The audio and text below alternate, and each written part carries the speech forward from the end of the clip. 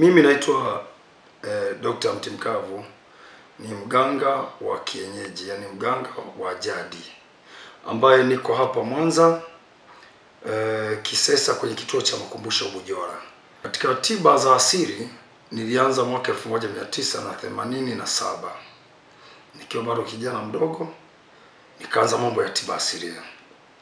Lakini kumbuka tu kwamba wakati naanza tiba za asili nikiwa kijana mdogo pia kulikuwa na miongozo ambayo nilikuwa naipata.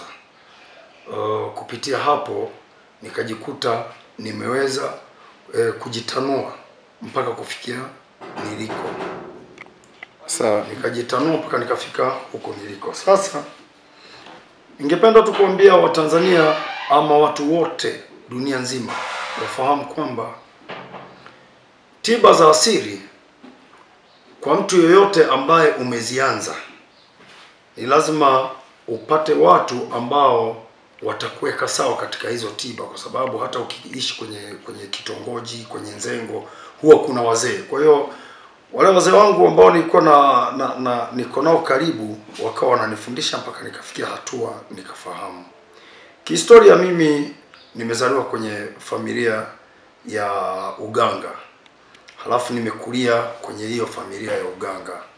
Na katika mapito yangu sikufanikiwa kusoma shule.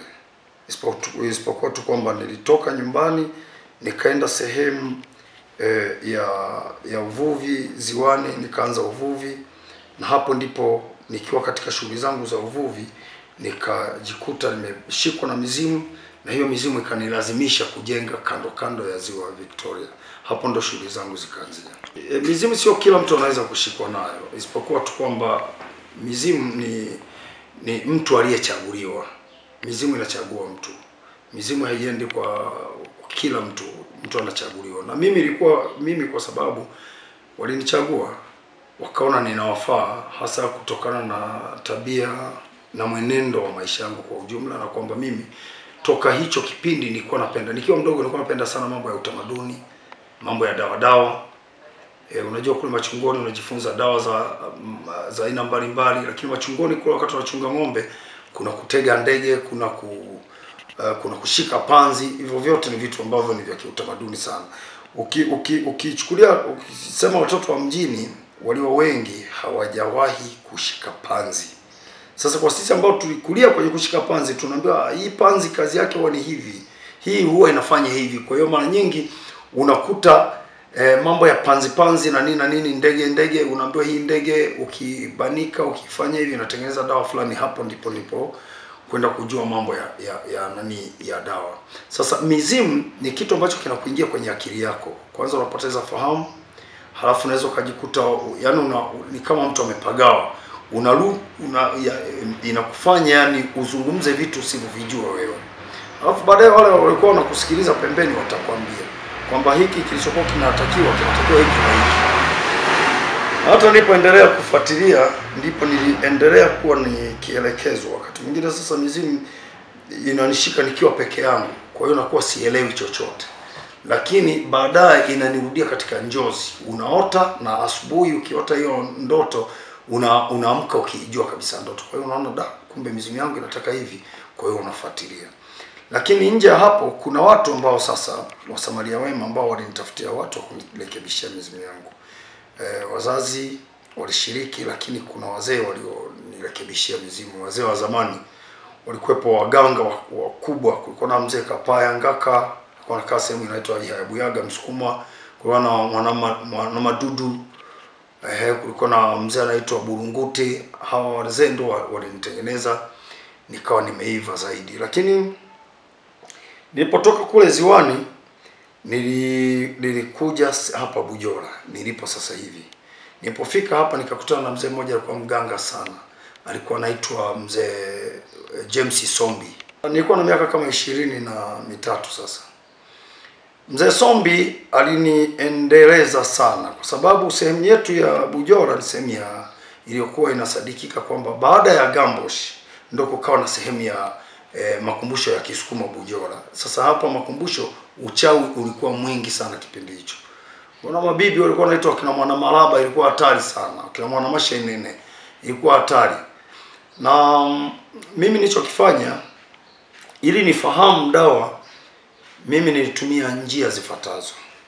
Mganga yoyote ambaye pia hajapita kwenye uchawi, ambaye hajafundishwa uchawi, uganga wake haujakamilika. Kwa mimi nilishika urafiki wala wakina bibi, tukawa tunajifunza uchawi. Wakati ule wa usiku ilikuwa ni mazoezi ya kuruka na ungo. Naona wakati huo ilikuwa ni mazoezi pia ya kutumia mapembe. Unatumia pembe kama simu. Unaweza kutumia pembe kama simu. Hiyo inatumika kuwasiliana na wachawi wengine wa sehemu tofauti tofauti. Kwa hiyo nilijifunza mambo mengi na miujiza mazito kwa sababu ilikuwa ni rahisi. Wakati mwingine mnakwenda kutembelea miji fulani, mnasema hawa hatuwarogi ila tunawachezea tu. Kwa wakati mwingine unabebeshwa watoto mgongoni. Unaona? Mpaka wanasema kama kwa mfano mimi ningekuwa binti au mwanamke, niseme kwa mfano mimi nimeajiriwa kwenye mji fulani, nikaajiriwa kuwa mfanyakazi wa ndani, kazi zilikuwa zinanichosha kwa sababu ni rahisi tu kumwamsha mtu, nikamfanyisha kazi. Unaona? Kwa hayo nilijifunza mambo mengi sana ambayo kiuhalisia ni kwamba ukishajifunza hivyo vitu ni lazima uwe na moyo mpana sana na uwe na moyo wa kusaidia tu watu. Kwa sababu mimi mpaka sasa hivi niseme tu kweli, uganga umeniweka vizuri sana.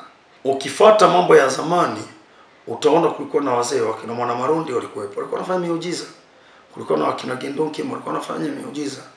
Na mimi siku moja natamani nionyeshe miujiza yangu watu waione.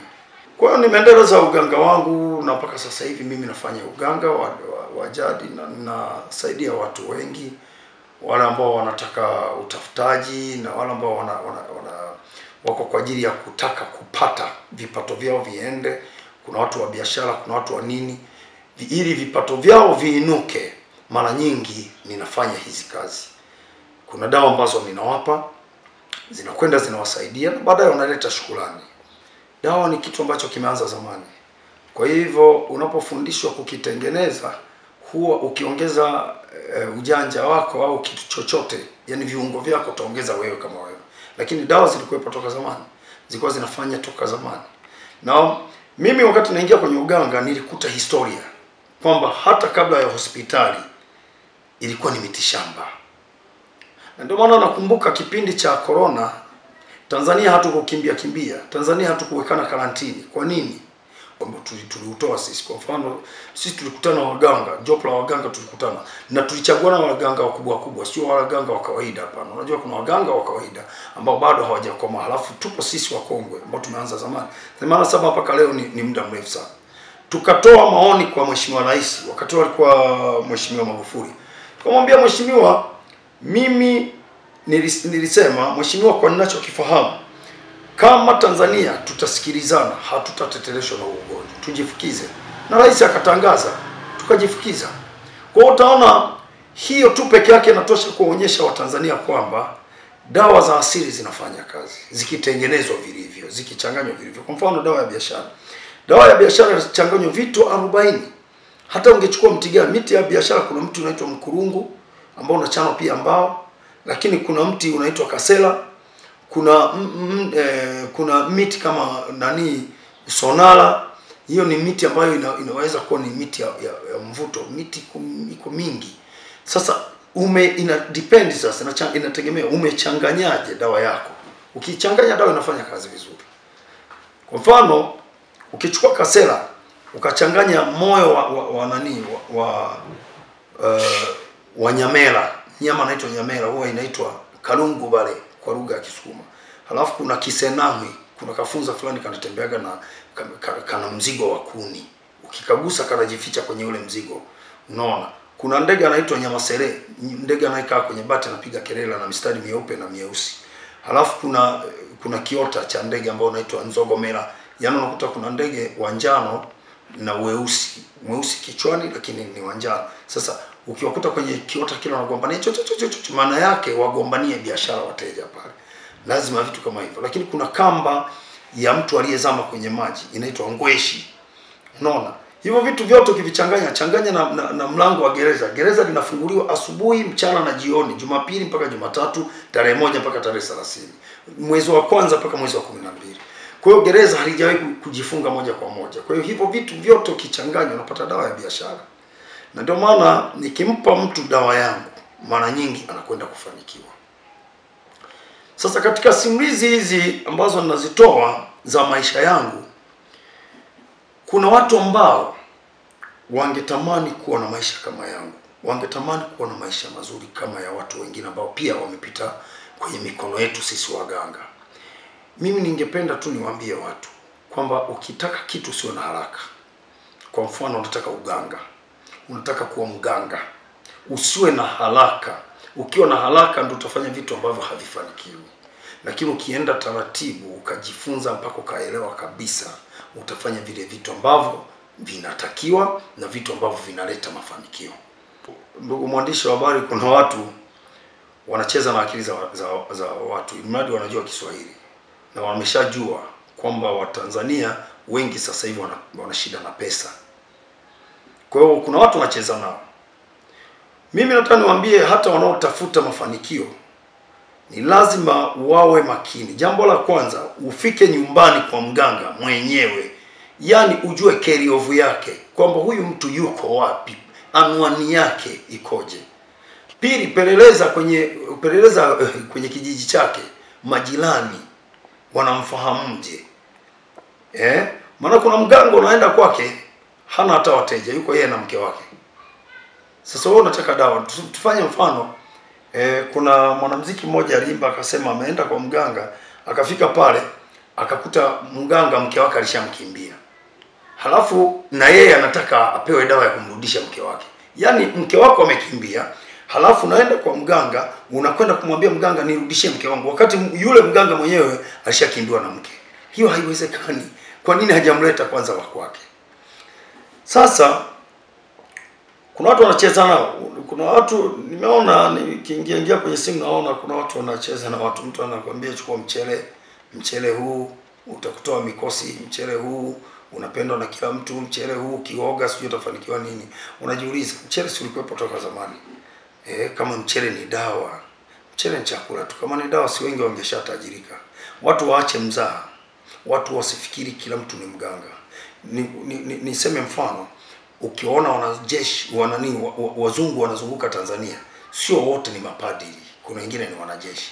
Kwa mfano, watu wanaoshughulika na sisi, Wizara ya Afya wanaoshughulika na sisi, wangepata nafasi ya kuzungumza na watu kama sisi ambao tumefanya kazi ya uganga kwa muda mrefu, na tukawaelewesha, tukawapa miongozo, wakamfikishia Mheshimiwa Rais, kuna sehemu Tanzania singepata shida. Kwa mfano, nchi hii ina vitu vingi. Ina ujenzi wa mabarabara, ujenzi wa madarasa, ina huduma za shule za upande wa elimu, kuna fedha zinatakiwa, kuna uchapishaji wa vitabu, kuna Tanzania wanahitaji huduma nyingi sana. Sasa wanahitaji pesa. Lakini pesa hii imo kwa Watanzania wenyewe. Nchi yetu sio maskini hata kidogo. Mimi napenda kusema kila siku, Donald Trump anaposema amezuia misaada ya kuleta dawa za ukimwi na nini, anatufundisha Watanzania kuwa na akili. Kwa sababu sio kwamba hata dawa za ukimwi hazipo. Kuna watu wanaweza kufanya utafiti mpaka dawa za ukimwi zikapatikana kutokana na miti yetu. Nchi yetu ikiwekeza kwenye upande wa waganga, ikawachukua waganga, ikazungumza nao vizuri, tukaonyesha kila mganga kaleta dawa yake anayojua ni nzuri, tukatengenezwa mahospitali au mahospitali tulionayo zikawekwa dawa za asili.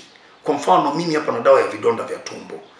Serikali tu niambie kwamba inaniwezesha kunipa kiasi hata cha milioni tu 100 ya Kitanzania, ili mimi hiyo milioni 100 ni ajiri watu wachume hizo dawa zisabwe. Yaani nipe tu milioni 100, nitengeze budget ya milioni 100. Halafu zitengenezwe dawa zake. Hizo dawa nitakazo zitengeneza za milioni 100, niwe mzalendo. Nimuombe Mungu anisaidie nisio na katamaa. Nitengeneze dawa za milioni 100, halafu nikabidhi serikali kwamba hizi dawa zimegharimu milioni 100. Nimepaki, nimemaliza na kupaki na kila kitu. Hizo dawa haziwezi kauza chini ya milioni 500. dawa ya vidonda vya tumbo. Nimeitoa nikasema kwa sababu inatibu vidonda vya tumbo na inatibu mpaka pressure. Na inatibu ile miguu ya kuwaka moto imevimba. Hakuna miguu ya kuwaka moto bila vidonda vya tumbo. Vidonda vya tumbo vinasambaza sumu. Na ile sumu ikishasambaa mwilini, ndo hapo unapokuta mtu miguu inawaka moto, mtu anapata pressure. Tuseme tuwatibu. Kwani wagonjwa wa vidonda vya tumbo wako wangapi Tanzania? Wagonjwa wa pressure wako wangapi? Sisi waganga wa jadi hatuna mitaji, tuko chini. Mheshimiwa Rais angeliona hili, kwa hii miaka mitano angepata sifa kubwa sana, miaka mitano ijayo. Na nitaomba rudi tena siku moja niweze kuwaonyesha kwamba mimi nina uwezo mkubwa. Nitapenda Watanzania waone utabiri nitakaofanya, kuona ni chama gani kitashinda kwa uchaguzi ujao. Nataka kuonyesha kwa vitendo, sio kwa kusema tu. Unajua mtu mwingine anasema nimeoteshwa na Mungu, nimeota simizimu yangu. Hapana. Nataka tufanye mtihani. Tutafanya kitu, tukishafanya hicho kitu kionyeshe wazi, kionyeshe live kwamba bwana, kionyeshe live kwamba ni nini chama gani kinashinda. Mheshimiwa Rais aunde tume. Asilete watu wale watu wa Baraza la Tiba Asilia. Watuulize sisi, tuchague watu wa kukaa nao, tuzungumze nao, tuiongoze serikali hii. Serikali inapoteza mapato mengi sana kwenye tiba asilia. Kuna Watanzania wengi wanaamini dawa za asili zikiwekwa kwenye mahospitali watu watalipa hela nyingi na dawa zinafanya kazi. Zipo dawa zinafanya kazi. Tukiacha tu baniana, serikali iseme sasa hivi tutengeneze dawa. Au mtu mmoja ajitokeze tu mwenye mahela yake aje tutengeneze hospitali na mimi. Aone hela zinavyoingia. Kwa hiyo Rais alione hili. Mimi niko tayari kuisaidia Tanzania. Niko tayari sana. Sipo tayari kufanya kwa maslahi yangu peke yangu. Mimi nilichokifanya kwenye dunia hii na kwenye maisha haya, kuna vitu vingi nimevipata. Nimeenjoy sana. Nimetembea nchi nyingi mno. Huko Amerika, huko Ulaya, huko India, huko Uarabuni, Afrika yetu nimezurula mno. Hakuna shirika la ndege ya kifahari sijapanda. Na mimi uzuri wangu hata kwenye ndege wakati mwingine silipaki. Unajigeuza tu na kwa nzi, unaingia kwenye ndege, unanyoka ukifika Dar es Salaam, maisha yanaendelea. Lakini ili mganga akamilike anapaswa kupitia mitihani migumu sana. Kwa mfano mimi nimepitia ili nifikie kabisa kujua dawa za maana na za uhakika na miujiza na vitu mbalimbali. Ni lazima ukutane na watu walioko chini ya ardhi hii. Kwa mfano, mimi nimewahi kukaa Ziwa Tanganyika. Nitembea siku 6, nitembea ndani ya maji, lakini pia nikakutana na mikutano ya wazee. Yaani vikao vitatu. Kikao cha kwanza nikiwa na njaa kabisa. Nikapewa kiazi cha moto cha kuchoma pamoja na kikombe cha maziwa nikatumia. Lakini kikao cha pili ni cha wazee kilichokwenda sasa kwenda kunicheki kama kweli ninaweza kuja kuhimili kuweza kukana miujiza nilionayo. Na kikao cha tatu baada ya kujadiliwa na kikao cha pili, kikao cha tatu sasa kinakwenda kukuchanja na kukulaza ili uamke zile chale zimeshapotea uweze kuruhusiwa kuja duniani. Kwa hiyo ni chini ya maji, chini ya bahari ambapo unakwenda kukutana na mashetani wanaokaa pale. Wale ndio wanaokupa sasa kazi. Acha huu uganga wetu wa juu wa kujua huko tu dunia. Hujawahi kukutana na vitu. Hiyo ndio ilikuwa ngumu zaidi kwangu kwa sababu sikujua kama nitarudi duniani. Na hata wakati nilienda nikiwa nimeshajilipua, nimejitoa mwanga. Sema wacha niende. Nikirudi nirudi, nisiporudi basi. Nani alikupeleka? Nilielekezwa. Kwa sababu upelekwi kama mimi hivi sasa hivi nikitaka mtu aende huko na muelekeza. Sasa hivi bahati nzuri hawaendi Ziwa Victoria, hawaendi Ziwa Nyasa wala Ziwa Tanganyika. Ni Ziwa Victoria tu hapa. Kuna ile sehemu ambayo meli ilizamia. Pale ukienda kuna watu wanaishi tena vizuri kabisa. Nao kuna dunia ya watu wanaishi tena utashangaa. Kuna watu mpaka wanaongea Kiswahili. Utashangaa wana mabwawa ya samaki, utashangaa kuna vitu vingi ambavyo mara nyingi sisi lazima tuende kuhiji. Sasa kuna wakati ambao mimi huwa nakwenda kuhiji. Kwa sasa hivi siwezi kumpeleka mtu Ziwa Tanganyika. Mimi nilipelekwa na mzee mmoja alikuwa anaitwa Chombo Kutotomia. Alikuwa mzee balaa sana pale Sumbawanga. Alikuwa anakaa Sumbawanga wenyeji kule Majengo. Huyo mzee alikuwa ni balaa. Ukifika ukiuliza Chombo Kutotomia, yani Chombo Kutotomia Kiswahili chake ni chungu kinatokota. Unaona? Na huyo ndiye alifundisha hii kuamsha watu wakulimie. Unaweza ukageuka ukawa kama kimondo, ukapita kama nyota inayopitaje na kimbia ile. Hiyo ni miujiza ambayo alinifundisha huyo mzee. Kwa hiyo ili watu waweze, wanatakiwa sasa kwenda kusimikwa kiukweli. Na ndio maana hata sasa hivi katika utafutaji mimi nina mitihani. Mitihani yangu mimi naanzia mtu kumpa akiwa chini mpaka kumfikisha sehemu ikifikia sehemu kwamba nataka utajiri kabisa, nampeleka. Nikishampeleka kule awe mvumilivu na akubali kwenda. Kwa sababu kuingia kule ni kama vile unadanganya. Unadumbukia, unakwenda na mtumbwi, ukishafika lile eneo unadumbukia. Ukidumbukia huroani wala nini, na unaenda mpaka unakutana na wale watu. Lakini tukishafika kule mimi namkabidhi kwamba nimewaletea mtu wetu, anataka utajiri, anataka nini. Wapo matajiri wengi tu. Wapo rafiki zetu wengine ni wabunge. Ukisikiliza huwezi kuwataja majina, lakini ni wasemaji sana mabungeni, lakini wanamiliki mpaka ndege, sio mchezo. Unaona? Kuna vijana wengi sana wamefanikiwa leo hii, wanaendesha magari makali na nini wanatembea na misafara. Hawa vijana wamefanikiwa kwa sababu ya kujitoa. Anajitolea yeye mwenyewe, anajitoa mhanga na kwenda kuingia kule mpaka anakwenda kukutana pale na anapewa masharti. Sisi kazi yetu ni connection. Mimi naanza na yeye kumwagua, alafu baadaye ndo namtengenezea connection na naingia.